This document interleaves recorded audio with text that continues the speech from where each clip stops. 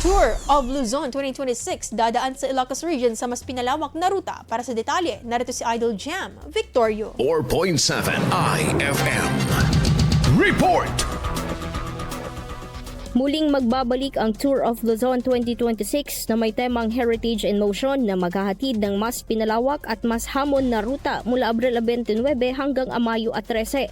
Tampok ang 14 na yugto sa 5 rehiyon at 13 na lawigan mula Cavite hanggang Hilagang Luzon.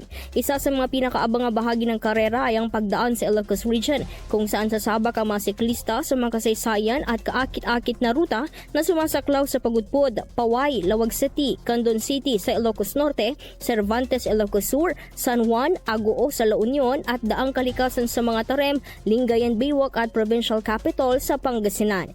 Dadaan ang mga kalahok sa kahabaan ng mga coastal road at pangulahing lansangan ng rehiyon kung saan makikita ang pinaghalong tanawin ng baybayin, kabundukan at heritage towns na kilala sa mayamang kultura at kasaysayan.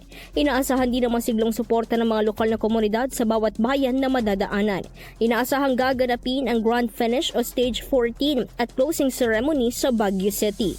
Sa kabuuan, ang pagdaan sa Ilocos ay inaasahang magpapakita hindi lamang ng tibay at bilis ng mga siklista, kundi pati na rin ng yaman ng kulturang Pilipino na siyang pinakadiwa ng buong kompetisyon. Kasama mo mula dito sa IFM Digupan, ako po si Idol Jam Victorio. Tata, IFM!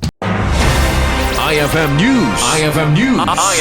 IFM News.